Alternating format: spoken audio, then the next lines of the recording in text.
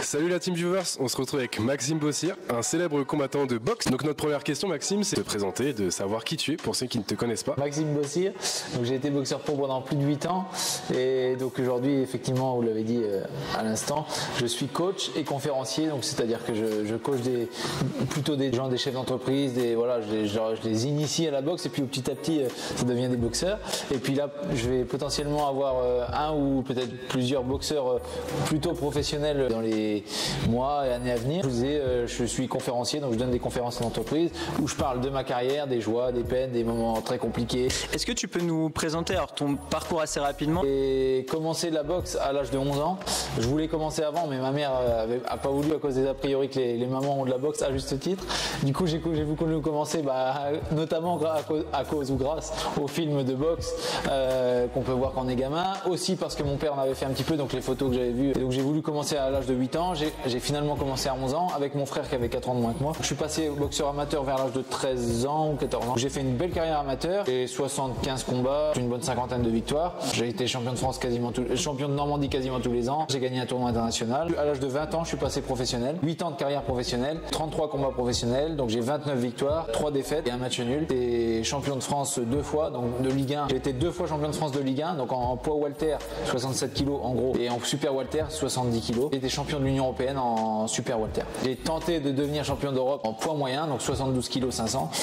Sauf que voilà, c'était pendant cette période qu'on a tous connue malheureusement, tout ce Covid, tout ça, ça a été très compliqué. Suite à l'arrêt de vraiment brutal de ma carrière, je savais pas du tout ce que je voulais faire. J'avais fait le choix de faire des études et tout pour si un jour ça s'arrête brutalement ou même si ça s'était pas arrêté brutalement, avoir quelque chose, avoir un bagage supplémentaire, que juste savoir boxer ça suffit pas quand on arrive dans l'âge, il faut savoir faire quelque chose d'autre. Donc du coup j'avais fait des études de commerce à la sortie de ma carrière, donc j'ai essayé de faire de la promotion, d'organiser des événements et tout, mais du coup c'était encore en pleine période Covid, c'était très compliqué. Trouver sans vraiment de travail et sans vraiment rien de concret, j'ai décidé de passer mes diplômes de coach, j'ai décidé de monter des conférences et aujourd'hui c'est mon métier, donc je suis coach, donc je le disais pour les chefs d'entreprise, demain peut-être pour des boxeurs pro et surtout et aussi en tout cas conférencier donc en entreprise, et je parle de ma carrière de boxeur et de la façon justement dont j'ai fait pour faire ce métier là aujourd'hui. Dans La rage au ventre, on voit le boxeur qui est interprété par Jack Gyllenhaal qui est au max de sa carrière et suite à une tragédie, du coup la mort de sa femme dans le film, retombe très bas et remonter très vite pour jouer le titre. Et est-ce que dans la vraie vie, dans la boxe, est-ce que c'est possible de monter très haut, redescendre très bas? Personnellement je pense pas, mais après oui, non, c'est possible, après c'est vrai, c'est quand même très scénarisé, mais voilà, monter très haut c'est très scénarisé à ce niveau mondial et tout, redescendre très bas parce qu'il a perdu sa femme et tout,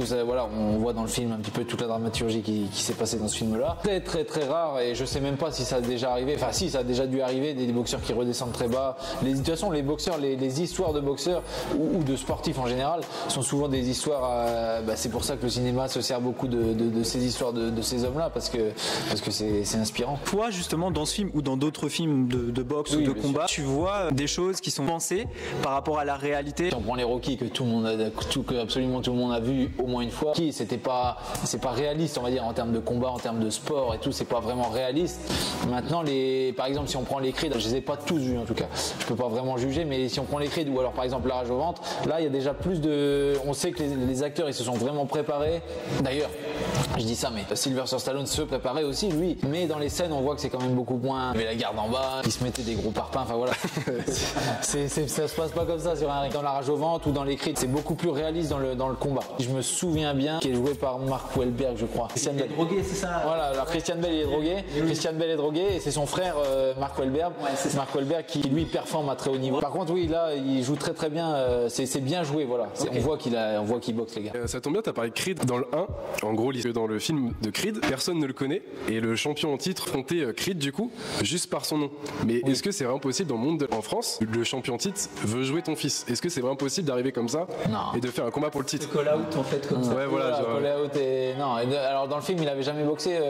Que en amateur. C'est pas d'amateur comme ça, à pro comme ça en amateur. Tu vois, c'est des questions qu'on se pose vraiment en tant que personne. Absolument impossible. J'ai vu sur ton compte Instagram, il me semble que tu partageais pas mal des choses concernant Benoît Saint-Denis. Est-ce que toi, du coup, c'est un combattant que tu suis. Voilà, Davy Gallon, c'est mon frère d'armes, on va dire, en MMA et moi en boxe. Le combattant que je suis, évidemment, c'est Benoît Saint-Denis parce que voilà, on a, je pense, beaucoup de points en commun. On est passionné d'histoire, on est passionné de beaucoup de choses comme ça. Je ne connais pas encore personnellement, mais je pense j'espère qu'il va venir un jour ici. Et puis, tu feras visiter la ville et puis. Oui, bien sûr, exactement. Là, je lui ai déjà proposé sur Instagram. Je lui ai déjà proposé cool.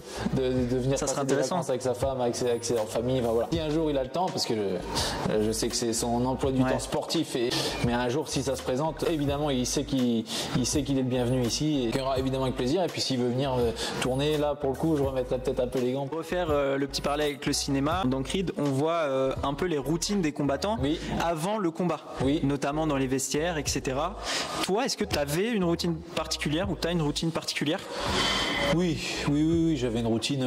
Une semaine avant, on a déjà des petites routines. On sait que 2 jours avant, on fait ci, on fait ça. Pour perdre le poids, pour faire le poids à la pesée. Après, on a nos routines pour recharger, en fait, juste après la pesée, tout ça. Le matin, je faisais ci, je faisais ça. Le midi, ça. Et puis après, à l'arrivée, quand j'arrivais juste avant le combat, j'avais mes petits trucs, mes petits machins. Je disais, ah putain, j'ai pas fait ça. Bon, c'est pas grave. Oui. Je pouvais pas le faire ou quoi. Bon, bah, j'ai dit, ouais, c'est pas grave. Et puis, j'ai gagné quand même. Hein, voilà. J'ai arrêté la boxe. Si je reprends ma femme, faut pas qu'elle regarde. Si je reprends un jour, si je reprends un jour, peut-être que je les aurais pu ou différemment, ou j'en sais rien. Mais dans les films aussi de boxe, on voit beaucoup la relation qui est très importante, c'est la relation boxeur avec son entraîneur bien sûr. Et boxeur entourage, même tout simplement. Que toi, tu peux nous parler un peu de l'importance de ces relations-là? Dans ma carrière de boxeur professionnel, j'ai toujours eu le même préparateur physique, qui a été Florent Rouleau, qui était à l'Aisne-la-Ville.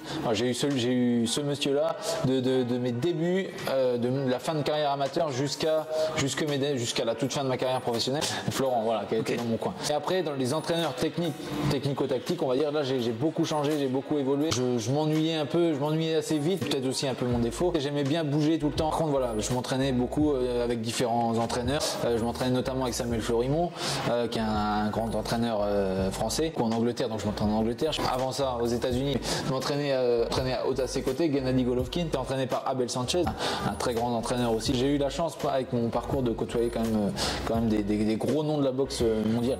Si on devait faire un film sur ta vie, alors malgré que tu es encore très jeune, est-ce que tu pourrais nous donner le titre de ce film? Tu verrais dans le rôle principal, ça serait peut-être toi d'ailleurs. Ouais, j'ai déjà fait un peu de cinéma, de la figuration, mais complètement les rôles inverses. Je prends une grande baffe par Jean-Paul Rouve. Ok, incroyable. Au tout début du film, et en fait, on fait un concours de baffes dans un bar à Cherbourg. Je suis surtout là pour apprendre, voir un peu tout ce qui se passe dans le cinéma et tout ça. Je prends une grande tarte, alors c'est du cinéma. T'as pris un KO par Jean-Paul Rouve, quoi. J'ai pris un KO par Jean-Paul Rouve.